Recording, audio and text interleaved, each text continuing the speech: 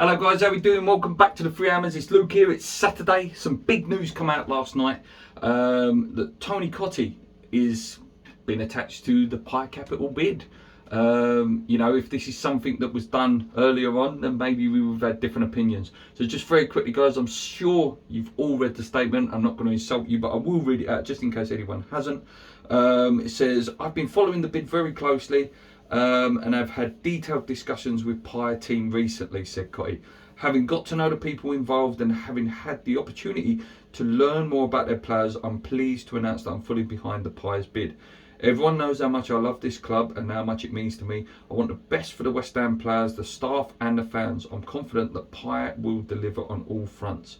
We have spoken at length about what is needed. Those discussions have included Rio, Anton and the rest of the bidding team, and we are all on the same page of what can be done. There is a real passion from everyone involved and the confidence that we can reach the goals we have set out to achieve. The first one, of course, is getting the fans to believe in this bid.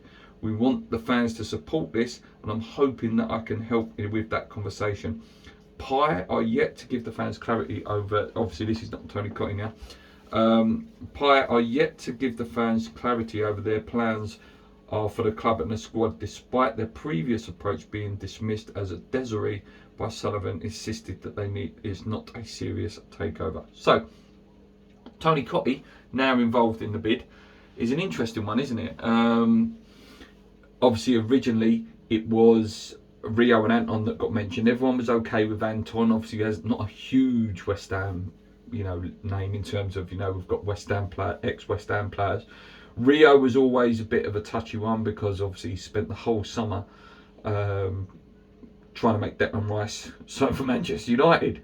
And I don't know whether you guys noticed at the weekend with Rio as well, at no point on his Twitter page, this is a guy who's apparently linked with the West Ham bid, at no point did he say, great result West Ham.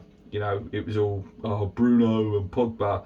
So Rio, I don't know, I fell out of love with Rio. If he's a Manchester United fan, fair enough, but I've sort of half fell out of love with him a little bit. Excuse you, iPad guys, this is my daughter's iPad. I just needed something to read the statement off of.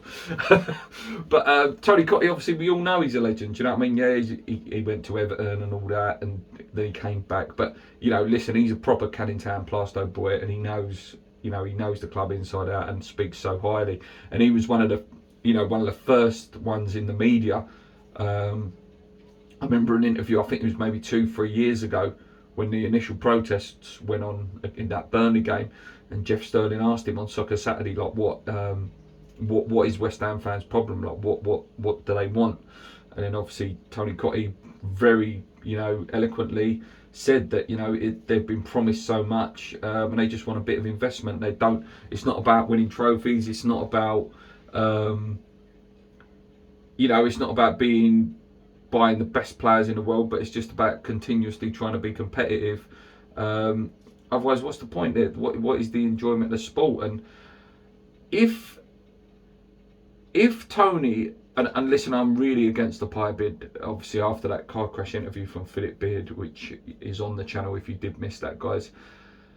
If Tony has got a position on the board as a proper board member who, I don't know, will be behind like the director of football or something like that, and has a real input and say and a vote on the big table, which will, obviously Tony's intentions is, if he can make some money, well done, but his intention will be the fans and trying to improve the playing squad. That surely will be his intention. I'm sure he won't really want to risk tarnishing his West Ham legacy. He's up there in most people's top tens.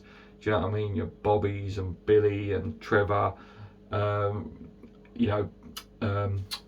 Lampard Senior, and then after that, most people's list will have the same sort of people: Tony Cottee, Frank McAvenny, Alan Devonshire. So he's in that sort of top 10 estrellon of players. Do you know what I mean? So be very interesting to see what happens here. Apparently they are preparing a second bid. So we'll see what happens with that second bid. Whether Sullivan will be pressured to accept it.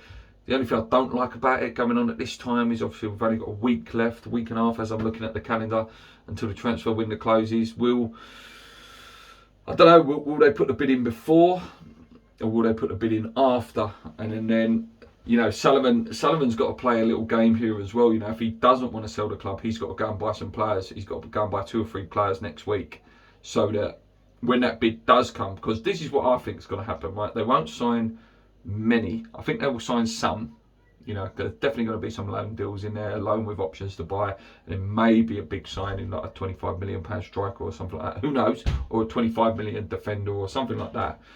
But what my fear is with Sullivan, if he doesn't buy, then this Pi Capital come in for a bid in September. Then what will happen is the fans will start protesting with their feet and protesting with their voices in the stadium, pressuring him to sell, because the people that haven't seen Pi's interviews and haven't read too much into it will just see that there's a potential takeover there, and then there'll be serious pressure on Sullivan to accept that bid, because we will just, the West Ham fans, we know what we're like. It can turn toxic very, very quickly, and I don't just want Pi to come in if their only intention is, development, property development, and earning a buck. We've seen it with Arsenal. I was speaking to an Arsenal fan last night. Actually, I was out, and he was discussing about them. How Kroenke has done it to every single sporting team he has been attached to. I think it's like the Clippers and someone in Texas or someone like that. He'd go in, big money, promise big things. He just wants his £60 million a year. As long as he's guaranteed that, he don't care whether Arsenal finish 15th, to be honest with you. He would love the Champions League because it means more money for him, more money for his shareholders. But that's what I don't want. I don't want a situation where you've got this guy, I can't remember his name, Priya or Nazim or something like that, and Philip Beard saying, okay, well, I definitely want 30 million a year out of the club, and Philip Beard definitely wants 2 million, for example, out of the club.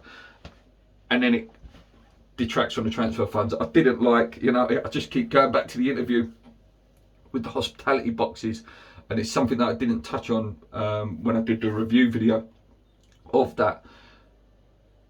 About the transfer funds, there was nothing about that there's going to be a consistent transfer fund. It was more or less we want the executive boxes, they will bring the money in for that. And someone made a really good point in the comments, can't remember who it was, said about the events. If we go and AC/DC, Justin Timberlake in there, whatever, big bands in the world, Rolling Stones or whatever in there, we're only probably going to make £1 million, like to rent the stadium, and then they sell the tickets or whatever, £1 million an event. You can only do so many events during the summer, because during the season it takes so long to convert the stadium from a stage venue to a football venue. So again, you can't have that many events, and then have they looked into that? I don't know. There's a lot more to play out in this, a hell of a lot more to play out in this. Let's not let it affect our football. That's down to the players, not us, obviously. We just have to get behind them and do what we can. I don't know. I really, really don't know. And someone did make a point though as well. Just going to, last thing on transfers with the Pi Capital, saying about the Brentford model and stuff like that. And then someone said about Leicester. You know how I always big up Leicester, and they always say, oh yeah, but Luke, they do sell their best players all the time. Yeah, but they sell them for fantastic money, and then they ease the blow so well by buying fantastic players all the time, because they make themselves an attractive asset, and that's why they're consistently up there all the time. That's 6th place and upwards. That's where they are, and that's what West Ham have got to try and become. And yeah, maybe we will have to sell our best players at some point to ease that blow, because we're not quite there yet. But to get there, that's sort of what you have to do. I don't want to sell Declan Rice, but when we do, it's just about easing that blow. I've gone right off tangent now, guys. Last thing I want to say is big thank you. I hope you liked all the video yesterday. It was just a little play about with some graphics. I'm going to start doing a little bit more of that. I haven't done it for this video because I haven't got a lot of time this morning. But massive thank you. Again, hitting like 1,000 views every video, which is brilliant. If we consistently keep hitting them 1,000 views, we're going to smash 4,000, 5,000 subscribers very, very quickly.